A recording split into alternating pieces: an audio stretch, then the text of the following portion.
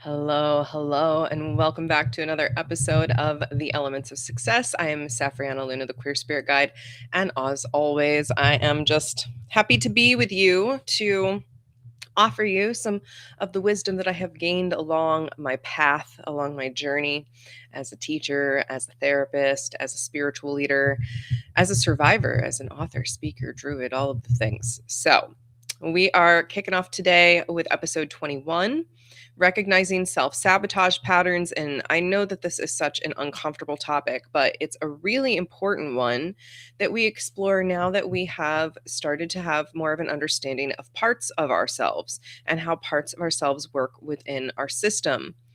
We are going to shed some myths about self-sabotage today. And just before we dive in, I want to make it so clear that every single one of us has a self-sabotage part or two in our system. So like I said, I'm Safriana Luna. I'm a licensed clinical professional counselor, and I have a degree in community mental health. So this is such a joy to me to be able to talk about what makes us healthy as humans and how we can really collectively rise together. So before we dive in, let's just check in back into our last episode. We were talking about really embracing your whole self and understanding that you have this complex system. You have a multiplicity of parts, if you will. You have this unique blueprint that is completely yours. And you have all of these parts that have developed over the course of years because of the experiences that you have been through, because of the various lessons you've learned from other people in your life, right? There are so many ways that our parts develop. But when we start to see things in this new way, that we are able to relate to our parts in different ways, we're able to uh, help them heal and help them learn and help them grow, we don't feel so trapped anymore. So, I'm curious if you did tune in to episode 20, what manager part did you notice running your day-to-day show? Did you notice that there was a particular part of you who tried to lead the way a majority of the time? I call these parts head honchos. Yes, they're managers, but the head honchos are the parts of us that have a tendency to run the show for the most part day to day. So were you able to notice that? Were you able to tune in to anybody kind of puppeteering your life, if you will? And then when did you turn inward towards compassion instead of criticism? Were you able to meet yourself with a little more gentleness maybe than you have before? I think that, gosh, it's really challenging sometimes to be compassionate with ourselves. Um, we want to do our best and show up and be perfect, and we have all of these narratives that we run. And I think that it is just really, really important that we learn to make this switch, the switch out of criticism into compassion. So if that is still something you're working on, you are not alone. I think this is one of those lifetime patterns we get to work on. So today we're going to talk about how to recognize self-sabotage patterns. Yay! Again, I know it's a little bit more of a challenging topic because who wants to really own that they might be blocking themselves, right? But we are in the aether and ownership arc still, and ownership really changes the game. So self-sabotage, let's just have a working definition here. Self-sabotage is when we undermine our own goals, desires, or well-being through actions or inactions. So it's important to note that self-sabotage comes from our own action or inaction. And we can really shame ourselves for that. We can spin ourselves up, or we can take ownership and acknowledge, yes, I have this part. We all have this part. But here are some common signs that we're moving towards that self-sabotage part, or that part might be starting to take the wheel. So starting strong and then abandoning the effort. procrastinating on things that really matter to you. I know for me, one of my most common self sabotage patterns is when I keep piling things on my to do list instead of working on my novels. That's a self sabotage pattern for me.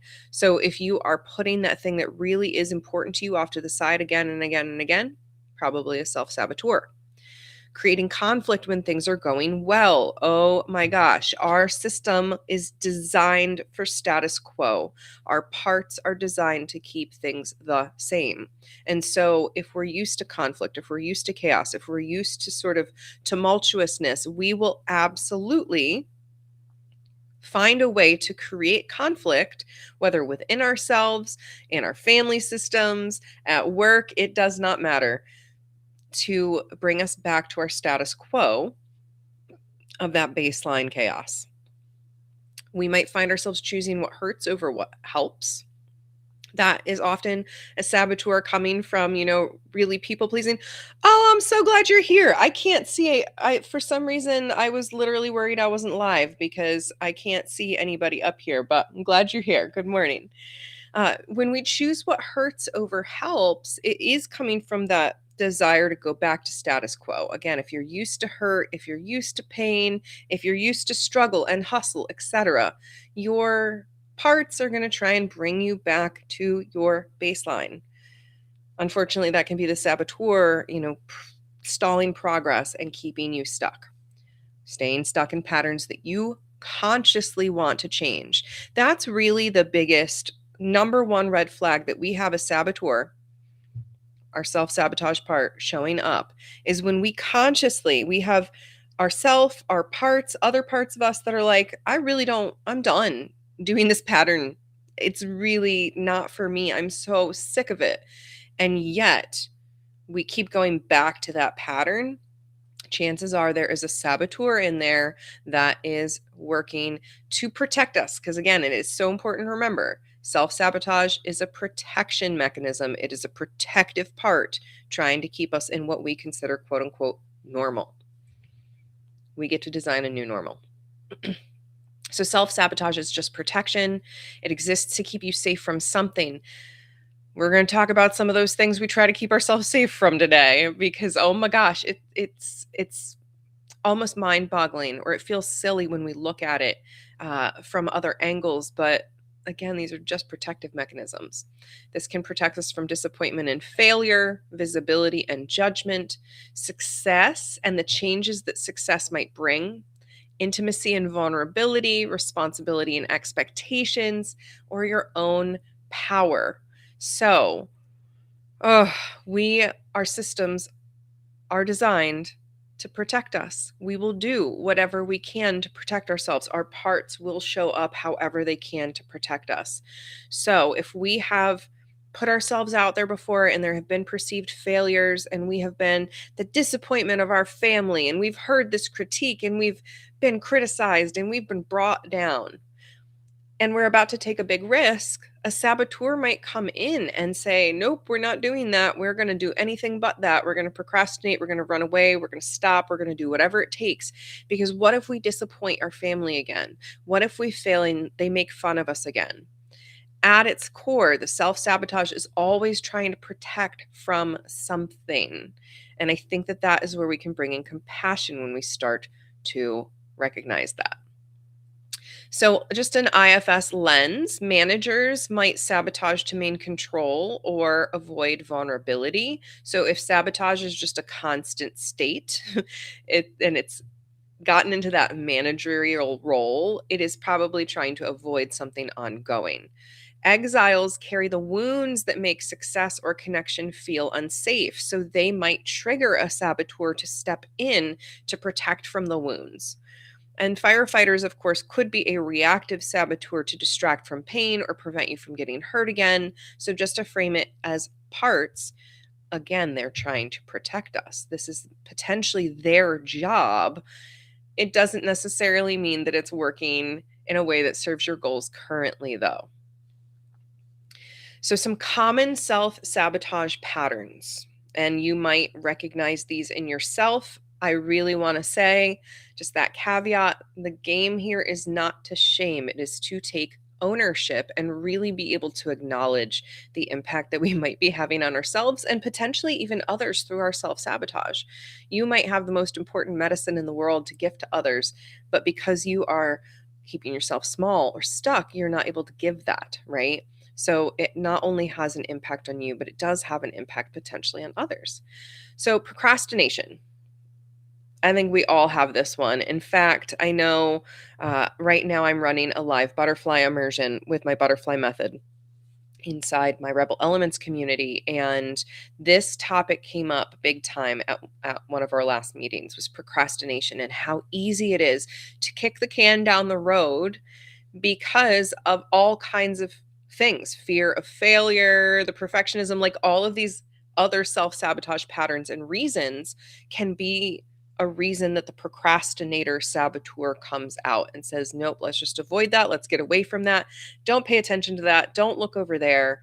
It's avoiding the task to avoid potential failure, judgment, loss of control, literally anything. Procrastination is simply kicking the can down the road. I think we all do it.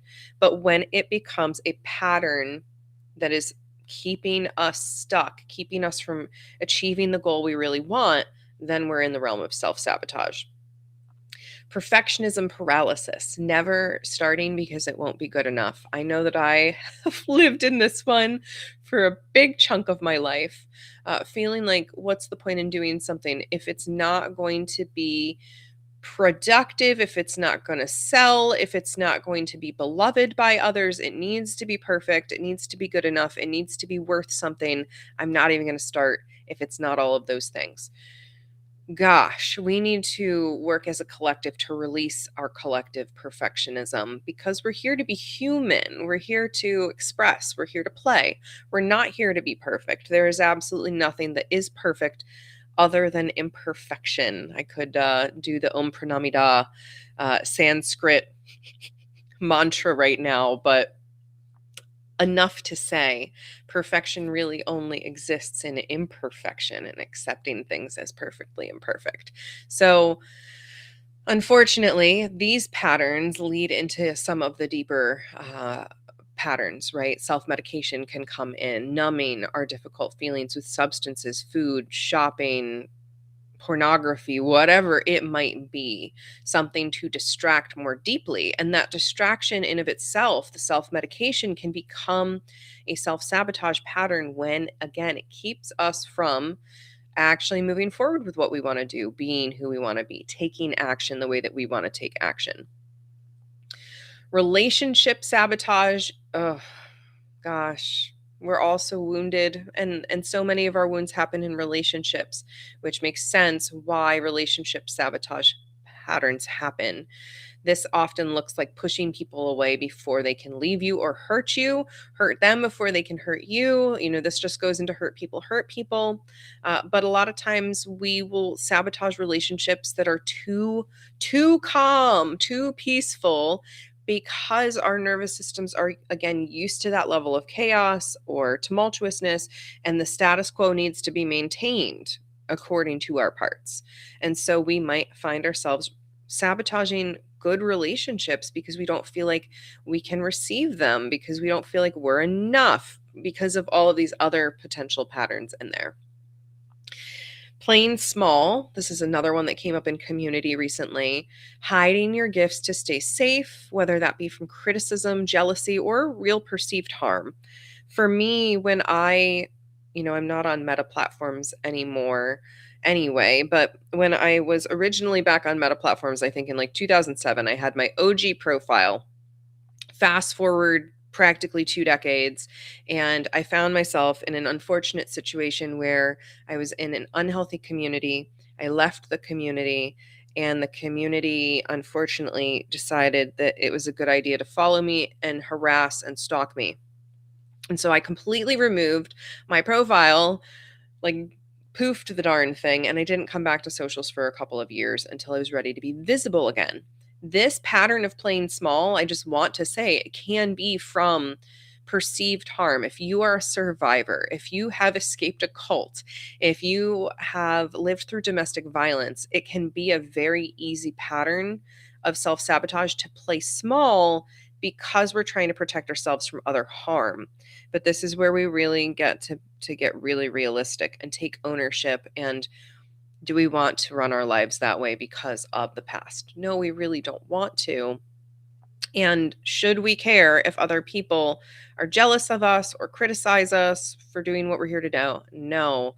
But our parts have adapted to survive, and survival looks like not being alone, right? So we will play small and sabotage ourselves to continue to fit in, to continue to try and find a sense of safety and thinking we're not going to be abandoned. So if you are a play smaller like I used to be, and like I still am shedding those layers, I really see you. And if it is a matter of survival and fear, I see you, I got you. And if it is just worrying about what other people think, we get to start to shed those skins. Overcommitting. This is a huge self-sabotage pattern for those of us who are overfunctioners. I myself am a chronic overfunctioner.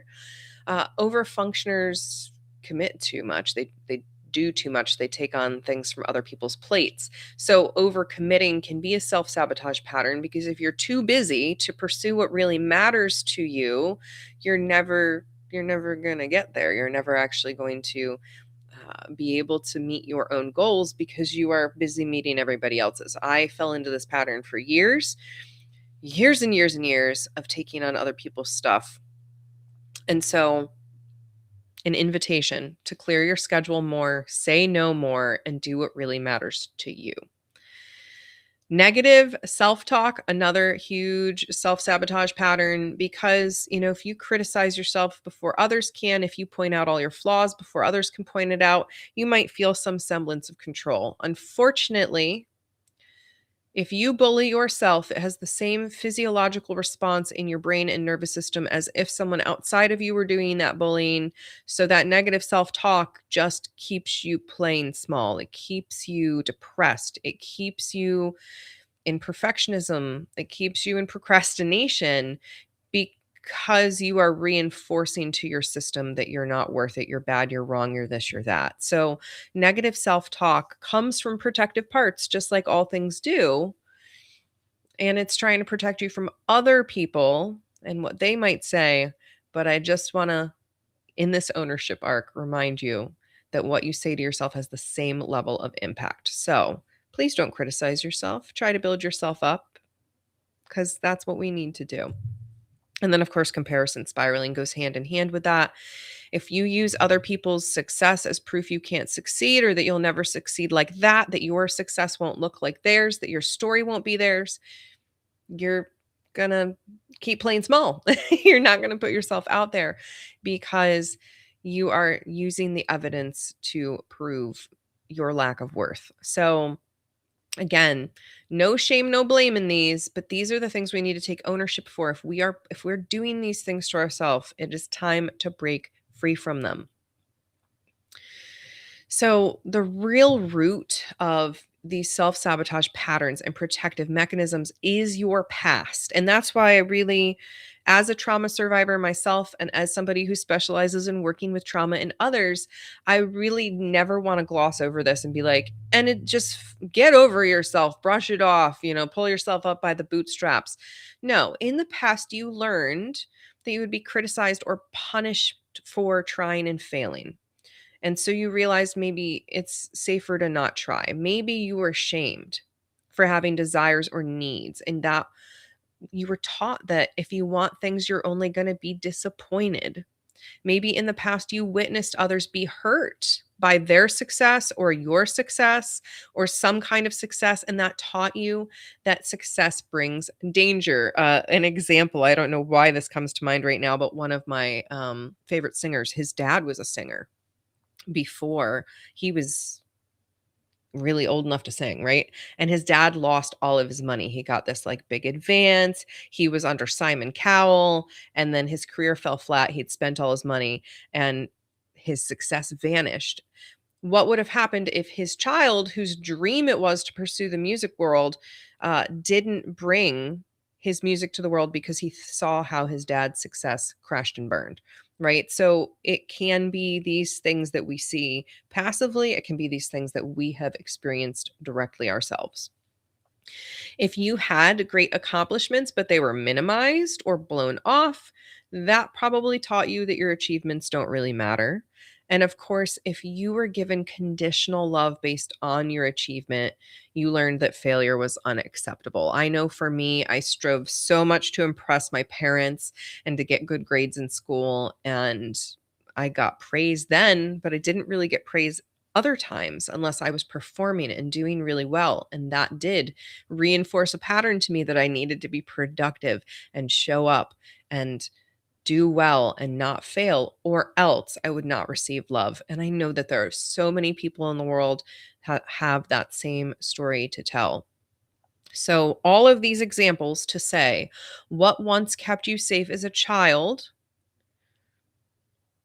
isn't going to work anymore. You may have not tried, you may have played small, you may have people pleased, tried to be perfect, or numb wherever you could to survive. But what happens now when you lean into these strategies is they prevent you from really fully pursuing your life, from pursuing your desires and building the life that you want to live by your own design. So those protective mechanisms aren't protecting you anymore because you're not in the past anymore. Then we layer in internalized oppression. These are the narratives that we hold, the legacy burdens, if you will, the parts that we have adopted to survive in the societies that we live in. So, this is the burdens of capitalism, patriarchy, white supremacy, diet culture, purity culture, all of these beliefs that are force fed and passed down to us. It is time to let them go. They are not true. But capitalism tells us that your worth is determined by your productivity. So burnout becomes sabotage disguised as success. Really want you to take that in. Burnout in our society is like a badge of honor. It's like oh, wow, you're such a hard worker. Look at you go. And it's actually sabotage disguised as success because your system can't sustain that. So your worth is not your productivity. We need to unhook from that belief. The patriarchy says things like don't be too loud, don't be too much, don't be too ambitious.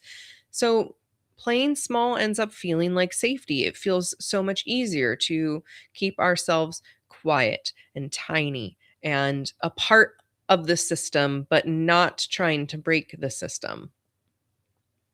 Then we get into our white supremacy. It is telling us that perfectionism is the standard. Mistakes are a failure, so we never start.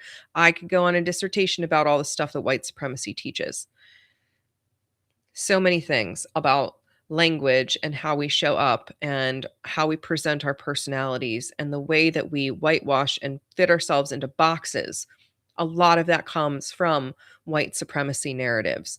And so when we realize that there isn't one right way to be, there is not one supreme way to be, we have a lot more flexibility, we have a lot more diversity, and we have a lot more equity in the world. But I really see perfectionism as being tied in to white supremacy, and purity culture goes hand in hand with that.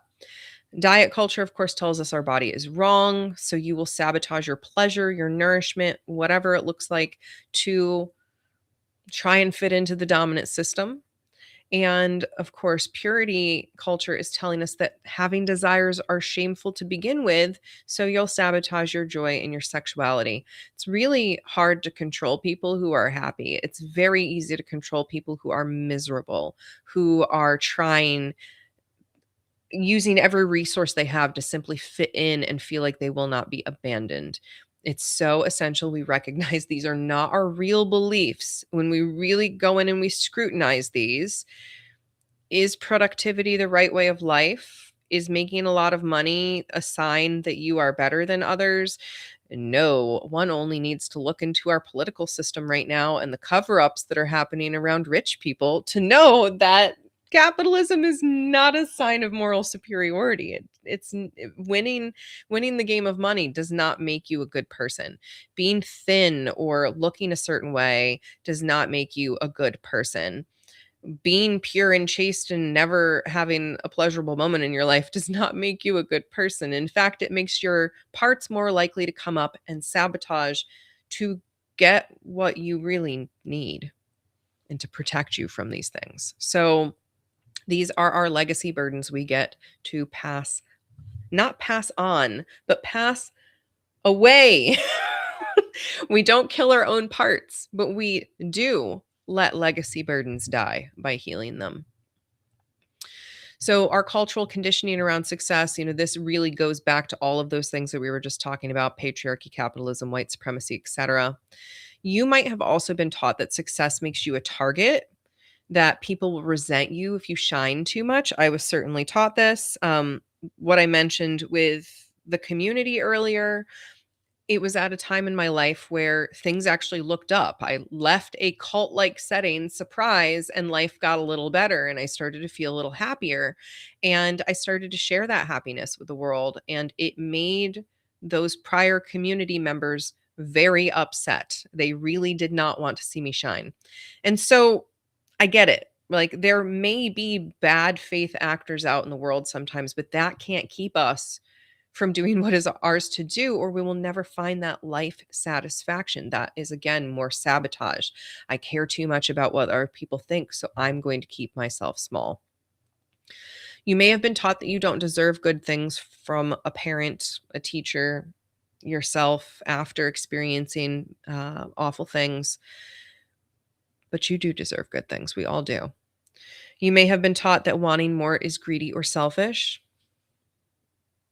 Let's go back to capitalism and purity doctrine, and this idea of productivity as success and making a lot of money as moral superiority. It's not greedy or selfish for those people to want more by dominant society lens, but it is for the average person. So again, we need to really look at these lessons and ask, like, is this real? Is this actually rooted in reality, or is this a power and control story that has been passed down that I've maybe never confronted in this way before?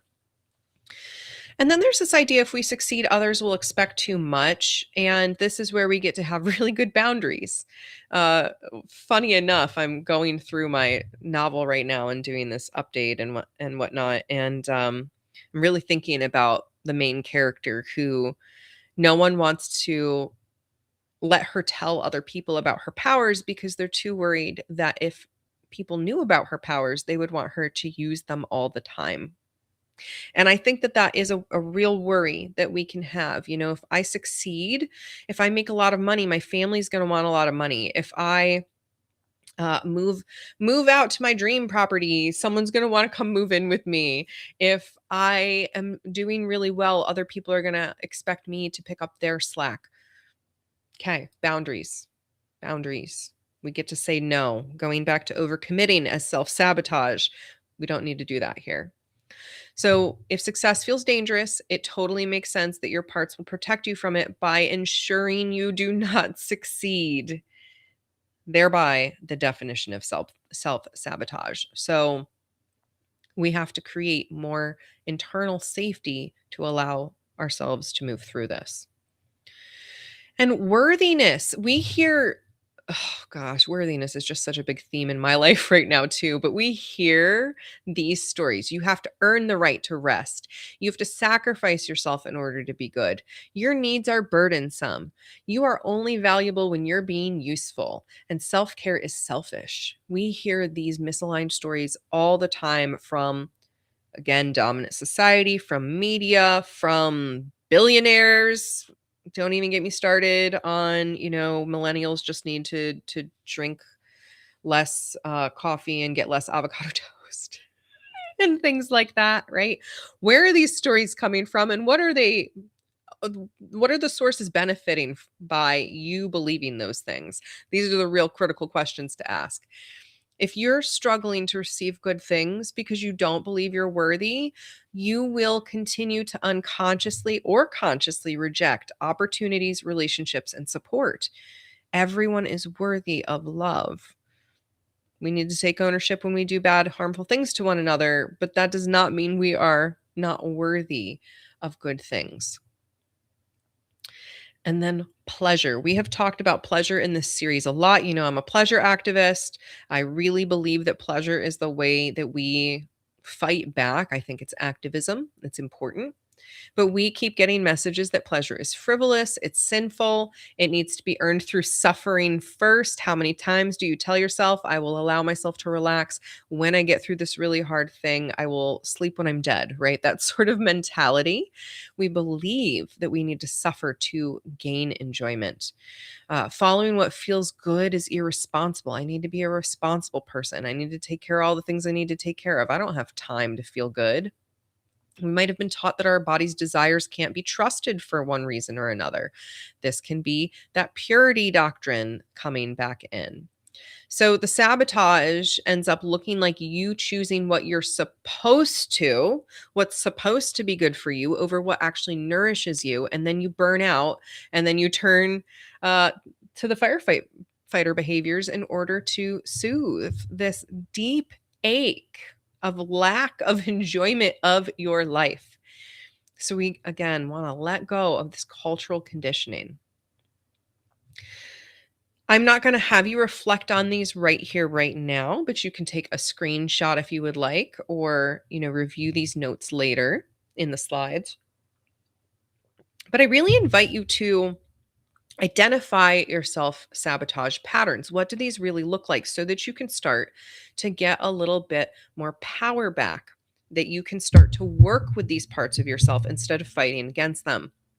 So questions like, what do you say you want, but consistently don't move toward? What do you say you want, but you consistently don't take steps to achieve? What excuses or stories do you tell yourself about why you can't have what you want? What behaviors do you repeat even though that they don't serve you?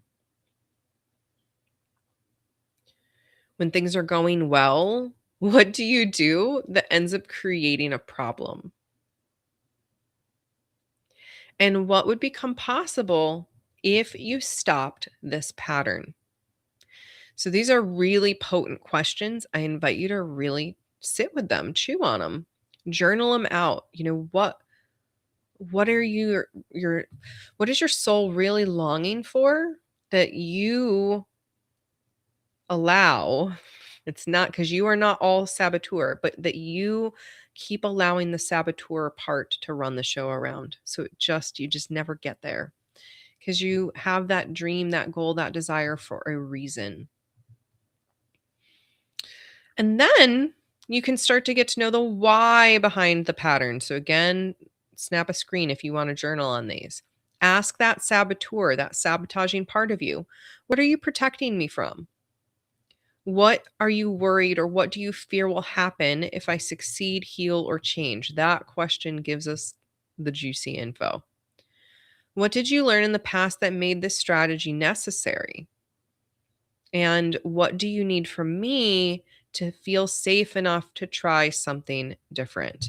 This is literally the kind of work we do in internal family systems therapy.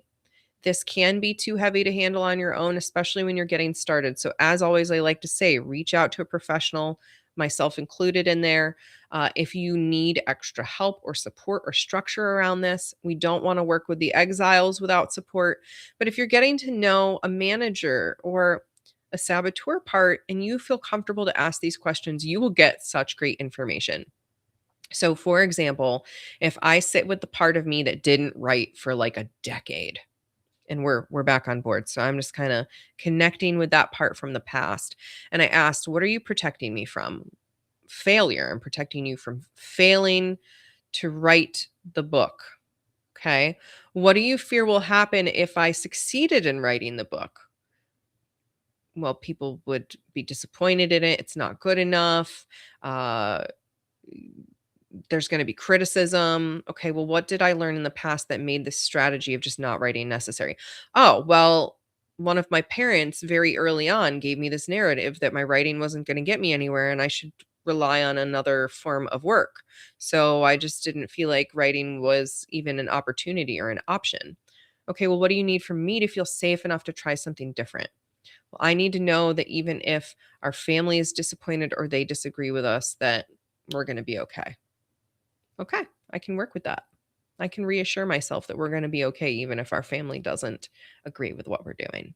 So, going through this process, you'll notice I literally had a hand on my chest there. This is how I connect with my parts. When I'm touching base with my parts inside, I often do close my eyes. I put a hand on my chest, and that's how I go in and talk. You can do this in any way that you want. You could write the question down and be like, okay, this is me, self. I'm writing the question down, and now I am asking this of my part. I'm going to change pen colors and I'm going to write down what this part says. Be flexible, play, get to know your parts. You will learn so much.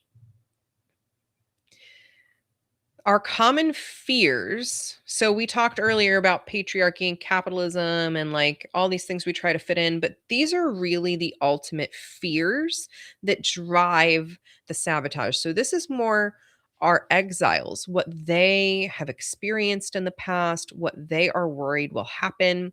And you can probably swap the word fear for another word if it lands more for you, like the shame of this, the worry I'll disappoint someone with this, the fear of whatever word works for you. But we're going to go with fear here. So, fear of failure. If I don't try, I can't fail. I mean, that was what that part that I was just touching base with in the past that felt like she couldn't write. The reality was she was failing to create books by not trying. And there's this belief that therefore we're not failing, but we've kind of failed by actual reality. We didn't meet our goal. We failed at our goal or our dream or our desire or whatever that might be because our fear of failure led us to not start at all. So it's one of those interesting fears where the fear itself is creating the outcome of the fear itself. And so it's unique in that way, but we need to be gentle around it. Fear of success. If I succeed, everything will change and I will lose control. I know a lot of people, this has come up recently as well, who are on disability, for example, and they are worried that if they actually start to pursue their dreams, if they put out their art, their writing, their coaching services, their whatever it might be, that they'll succeed and that they will lose access to healthcare or benefits. And good Lord, the desire to soapbox on how that should never be the case in the first place. It's here. I'm not going to go there, but suffice it to say, I really don't think it's right that we put people in these situations where it's either I get my basic needs met or I get to pursue my dreams. That should not be the case, but fear of success comes with, like, I think all the time, oh gosh, if 100,000 people decided to purchase a product from me tomorrow, like, things would crash and burn. I don't have the infrastructure for that. And that can keep me in fear of success. Oh no, what if I make it too big? What if things change too fast and I lose control? But then we're creating the outcome. We're not succeeding because we're playing small, right? So you can see here how these fears kind of create themselves. Fear of responsibility. If I step into my power, too much will be expected of me. Yeah, comment here. Amazing how many of these can show up in different situations at different times. Yeah, like these are they're practically universal for us humans. We all experience these more than likely at a different point in time.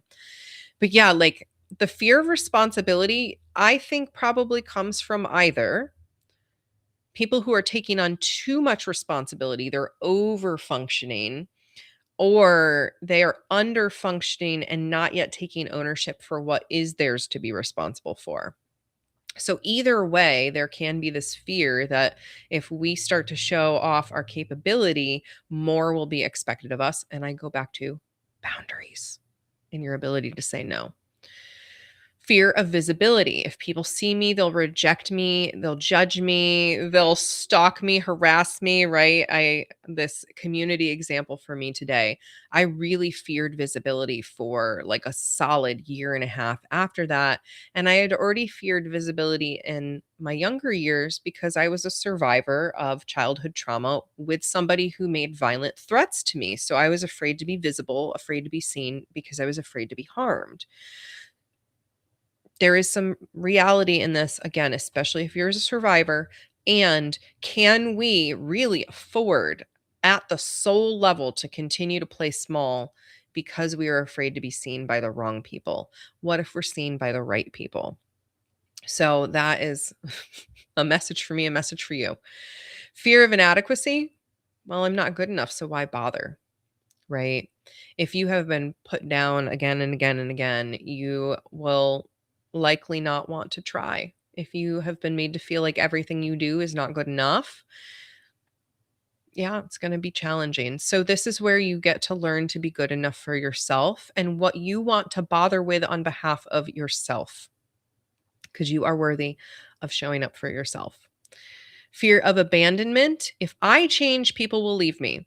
Here's the thing that I've learned absolutely 100% over the course of my like decade in mental health work is if people abandon you because you change for the better, eventually you're not going to care. You're going to care right away. You're going to care right away if you are stepping into this magical, powerful version of yourself and all of a sudden your friend group leaves or your family starts talking down to you more. Of course, you're going to be upset by that. But if you are really in the change, if you are really stepping into your power over time, those people abandoning you, you start to see as a gift. You start to go, oh my gosh, thank God they saw themselves out. Thank God they showed me their true colors, that they can't handle me when I'm healthy. They need me powerless. They need me depleted. They need me playing small. I know it sounds radical, but please be abandoned by those people. You will feel clearer over time, even if it feels really bad right away. It is, again, 100% of the time across the board. I have yet to meet somebody, work with somebody, or experience in myself any time where somebody left me or a client because we changed for the better that we didn't celebrate down the road, even if it hurt right now. And then, of course, last but not least, our fear of disappointment. It's just safer to not want anything. If we don't want anything, if we don't ask for anything, if we have zero expectations ever, we'll just we'll never be disappointed. And that is still not true. Again, as we read down the list, these fears often create the outcome that they're trying to protect from in the first place. And this is why we get to negotiate with our parts and say, hey, buddy, system update. I know that your core intention here is to protect me. I know your core intention is to keep me invisible because you're worried that people will reject me. I see that. And I am ready to reach the right people, right? We can negotiate system update. Those people are gone now. What they think really doesn't matter, right? System update. Let the parts of us that don't know the information hear the information that they need to hear. All right. So our self-sabotage and shame cycle, and maybe shame is not the right word for you. Maybe it is fear. Maybe it's disappointment. Again, use the words that are right for you. But the cycle probably looks something like this. You have a desire or a goal. Maybe you get started on it. Maybe you start the process, maybe you don't. Either way, you have that desire and goal, and at some point, a protective part kicks in, sabotages your progress, or stops you from starting in the first place. You feel an emotion, shame, fear, disappointment about the sabotage occurring. That shame, fear, disappointment confirms the exile's core wound. I'm not good enough. I'm a failure. I can't do this. And then managers step in to try and criticize you harder, to try to manage more, to try and get you back on track. But the exile has been accessed, the pain is there, and the firefighters step in to numb the exile's emotions. More sabotage occurs, rinse and repeat. So your cycle might look a little different, but ultimately, there's an impetus, a desire to achieve something. At some point, the sabotage kicks in. The managers and the firefighters have a little tug of war trying to keep the exile at bay. The emotions are still there. The sabotage occurs, and then we repeat. And this is part of why our IFS cycle, our internal family system parts cycle, looks like manager into exile, into firefighter, into manager, into exile, into firefighter, because we're really kind of running a loop. And that is ultimately normal. That's being human, running these loops. But where can we break the cycles that look like criticism, that look like shame and fear and disappointment, and on these things that we don't want, that don't really ultimately serve us? We need more compassion. If you have been following me for a while, you may have heard I call it my famous phrase because it's the phrase that's been with me the longest as a professional, which is that compassion does not equal enabling. And that goes both ways. Compassion does not equal enabling others. Compassion does not equal enabling ourselves. So, self compassion is understanding why you're sabotaging without excusing the harm that you're causing yourself. Self compassion is being kind to yourself while still taking responsibility. It's acknowledging the wound and choosing to move towards healing. And it's holding yourself accountable with gentleness, not with bullying, not with more negative self talk, not with punishment, but with, okay, we're going to work on this and we're going to keep working on this until we see this shift because this is important to us. Enabling, on the other hand, is using your past as an excuse to avoid growth now. So this could be, well, I can't move on beyond this because I was abused as a child.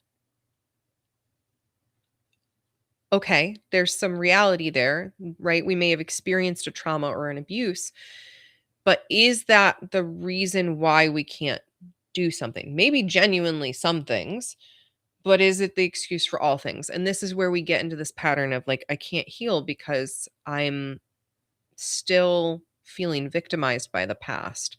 I'm using my past as a reason why I just keep getting to run this loop over and over again. It doesn't feel good. That's the thing. Like, this doesn't serve us. It doesn't help us move towards healing.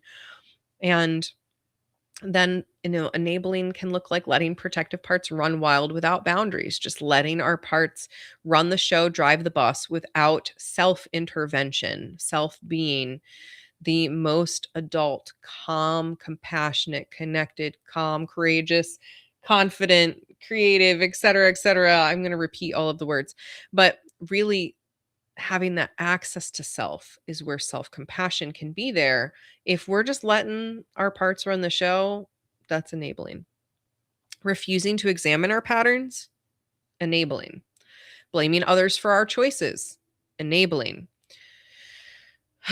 And again, this is ownership can be so hard, especially if you're a survivor, especially if you've experienced trauma, because it can be very easy to say, well, I experienced this bad thing. I have this health condition. I have PTSD.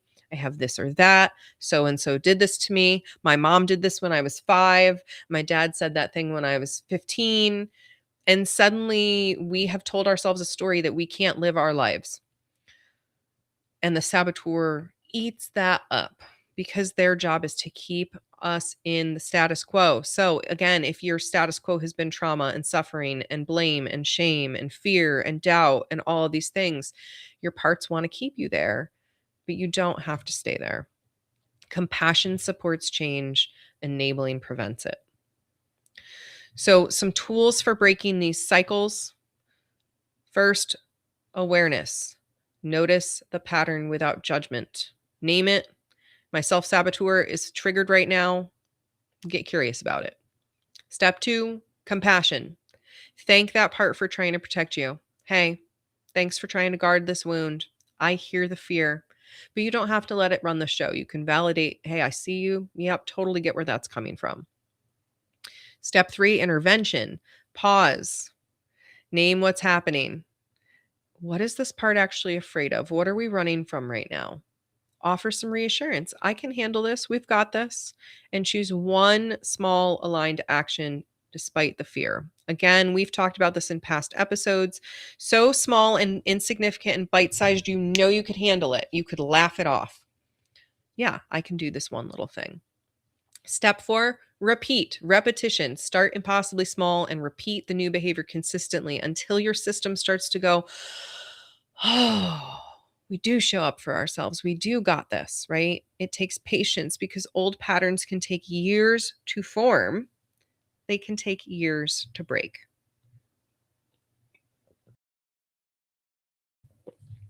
Your compassionate intervention plan. If you notice a specific sabotage pattern coming in, make your plan here. I will pause and breathe, interrupt. How are you going to interrupt the automatic response? Name it. This is my saboteur part. This is my playing small part. This is my procrastinator part trying to protect me. Okay, get curious. What is this part worried about right now? Offer that compassion. Thank you for helping, trying to help. I've got this. Take your action and reflect. What did I learn? How did my parts respond? How did it feel? So, just reiterating this pattern of really relating to your parts in a different way. You've probably heard me use the example of the kid coming up to tug on your sleeve again and again and again until you give attention. So, turn right in. Hey, what's going on, part? Why are we having this response? All right, so let's just drop into a quick meditation here. We're going to connect with the energy of sabotage, as pleasant as it is, right? So I invite you here and now just to be with yourself, with this present moment, and with ever so gentle awareness of a way that you've been sabotaging yourself lately. Maybe you've been kicking the can down the road on a project. Maybe you've been relying on substances to numb a little more than you'd like to, and that's causing you to not be able to move forward in your goals. Maybe you have been keeping your voice silent, not putting yourself out there because you're afraid of what might happen. Just notice, where are you holding yourself back? What action or inaction are you taking that is keeping you from realizing a goal or a dream?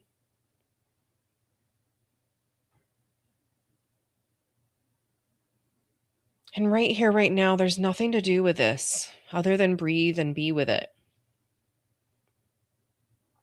Acknowledge this pattern. I see you, my little inner saboteur. I see you. Thank you for trying to protect me from whatever you're trying to protect me from.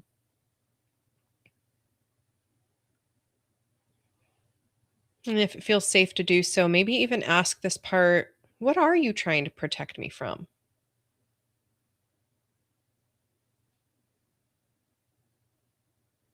Whether an answer comes clearly or not, just thinking this part yet again. I understand your intention is to keep me safe.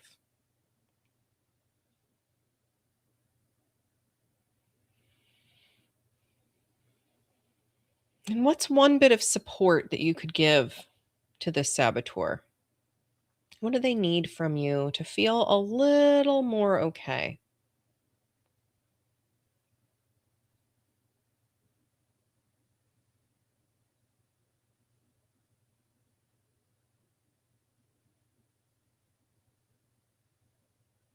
And then just consciously letting go of this part of this practice, of any need to do. We're just going to offer some energy here. You might pick a color that feels good, that feels vibrant, that feels peaceful. You might pick a smell, just something here to anchor an energy of ease, an energy of compassion, of healing. And I invite you to play with the breath. As you breathe in, imagine you're breathing in that scent or color, that it's collecting within you any stuck, sticky, or stagnant energy. And as you exhale, you blow it out. You relax your shoulders. You let your jaw soften.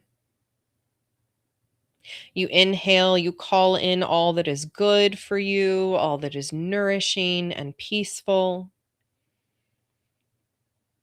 You exhale, you let go of limitations, negative stories, held patterns.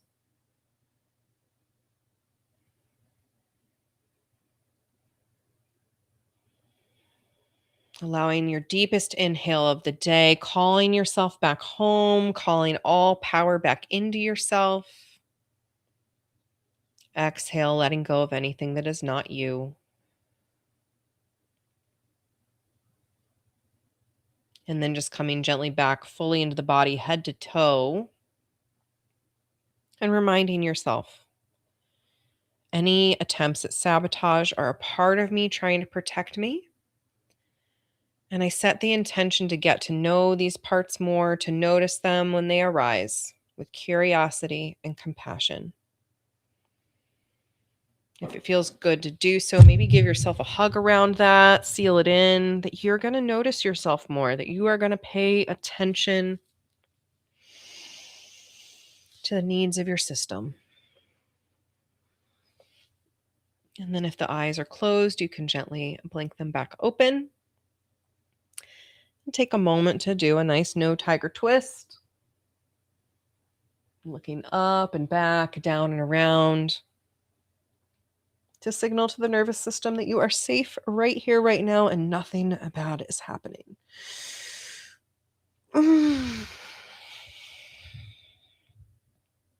So sometimes we just need to notice. We don't need to be super direct. And I want to just reassure you here. If change feels impossible, and sometimes it really does. So when change feels impossible, please remember the following. Your sabotage patterns developed over years, and change takes time. Setbacks are part of the process. It's not a proof that you have failed, that you're bad and wrong. You are not broken, but you are protected by what are potentially some outdated strategies. And your parts can liberate, they can heal. However, parts of you need to trust you with that capital S self before they can release those old strategies because they're there to protect. So, small, consistent shifts create more lasting change than dramatic overhauls because that builds safety into your system. Back, I don't even remember what module at this point, probably somewhere around episode 10 or so, we were talking about how we need to create micro changes for our nervous system because otherwise we get overloaded and we dig into our old patterns even more as protection. So progress is not linear. Some days you will choose aligned actions. Some days your saboteur will win and might take the wheel.